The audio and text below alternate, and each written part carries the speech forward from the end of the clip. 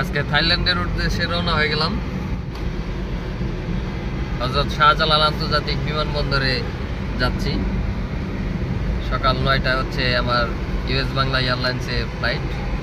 তো থাইল্যান্ডে যাব ঘোরার জন্য। হযরত শাহজালাল আন্তর্জাতিক বিমানবন্দরে চলে এসেছি। আপনাদের থাইল্যান্ড সম্পর্কে কিছু তথ্য শেয়ার করব আপনাদের মাধ্যমে। আমি কিভাবে থাইল্যান্ডের ভিসা করলাম, এমনকি কিভাবে আমি থাইল্যান্ড যাচ্ছি, এমনকি কী কী ডকুমেন্টসের ভিত্তিতে আমাকে থাইল্যান্ড এই এম্বাসি থেকে আমাকে ভিসা প্রদান করা হয়েছে, এই সমস্ত তথ্যই আপনাদেরকে তুলে ধরব। এই ব্যক্তিগত আমার এই যে অভিজ্ঞতা সেখান থেকে আমি সাধারণত থাইল্যান্ডের ভিসার জন্য প্রথমত আপনার লাগবে হচ্ছে এই পাসপোর্ট, এরপরে এই ব্যাঙ্ক স্টেটমেন্ট, 6 মাসের ব্যাঙ্ক স্টেটমেন্ট মাস্ট লাগবে আপনাদের থাইল্যান্ডের ভিসার জন্য।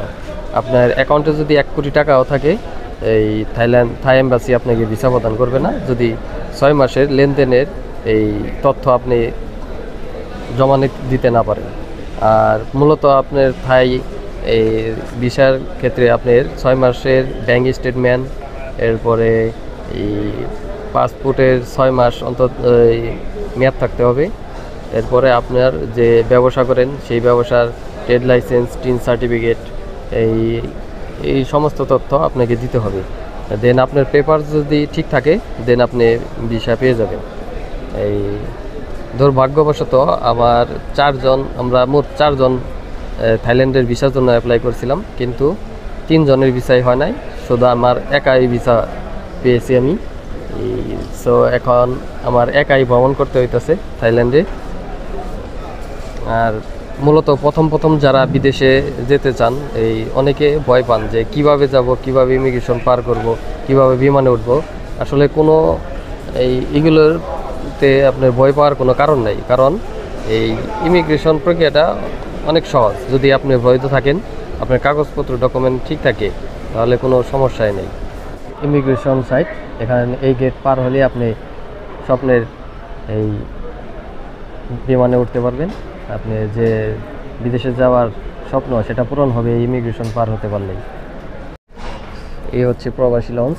এখন ইমিগ্রেশন শেষ করে আমি প্রবাসী লঞ্চে এখানে আসলাম।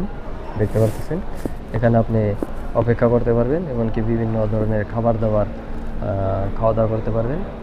এখানে দেখতে পাচ্ছেন ডিউটি ফ্রি অ্যালকোহল আছে এই ফরেনারদের জন্য। আমাদের বাঙালিদের জন্য এগুলি না, আমাদের জন্য হারাম। আজকে আমি থাইল্যান্ডের উদ্দেশ্যে রওনা হলাম এই ইউএস বাংলা এয়ারলাইন্সে। তো আপনাদের থাইল্যান্ড ঘুরে দেখাবো, কিভাবে থাইল্যান্ড যাচ্ছি সেগুলো দেখাবো। দেখতে পাচ্ছেন, এটা হচ্ছে প্রবাসী লঞ্চ, অনেক সুন্দর সাজানো গোছানো। এমনকি আগে এখানে ফাঁকা ছিল, মানে যাত্রীদের দাঁড়িয়ে থাকতে হতো, অনেক কষ্ট করতে হতো। এখন সুন্দর ইমিগ্রেশন শেষ করে আপনারা এখানে এসে অপেক্ষা করতে পারবেন, কিছু খাবার দাবারও খেতে পারবেন। আমরা বিমানবন্দরের সমস্ত কার্যকলাপ শেষ করে এখন বিমানের দিকে অগ্রসর হচ্ছি। দেখতে পারতেছেন এই অনেক বিমান দাঁড়িয়ে আছে। এটা বাংলাদেশ এয়ারলাইন্স, বিশাল বড় একটা বিমান ফ্লাইটের অপেক্ষায় দাঁড়িয়ে আছে।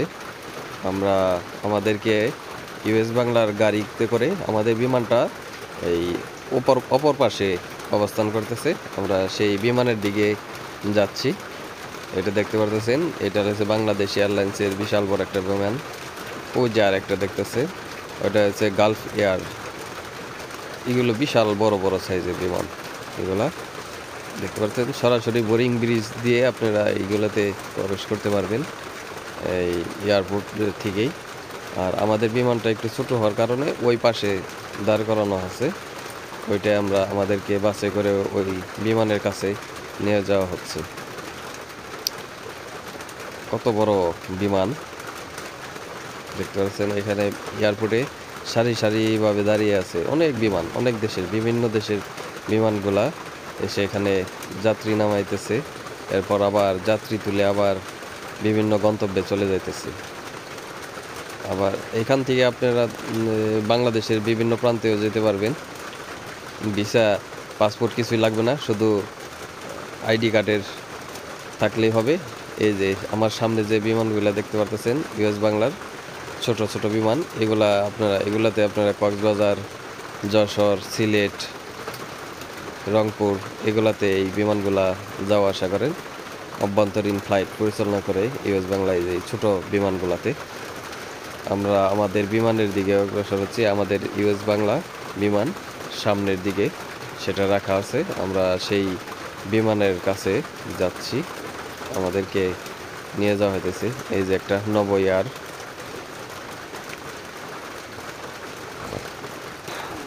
যারা প্রথম বিমানে উঠবেন তাদের অনেক ভালো লাগবে এগুলা দেখতে। ফাইনালি আমরা এখন নেমে পড়তেছি। এই যে আমাদের বাংলা, ইউএস বাংলা এয়ারলাইন্স। আমরা এটাতে করেই থাইল্যান্ডের উড়াল দিব কিছুক্ষণের ভিতরেই। আমরা এখন বিমানের ভিতরে প্রবেশ করতেছি, দেখতে পাচ্ছেন।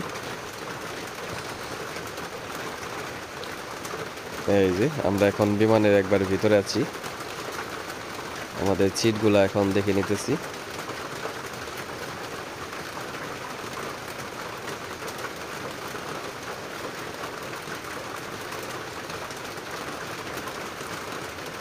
ফাইনালি আমরা এখন মাঝ আকাশে চলে এসেছি, দেখতে পারতেছেন। আমাদের নিচেও মেঘ ঘোরাফেরা করতেছে, একবারে মেঘের উপর দিয়ে বিমানটা চলে যাইতেছে।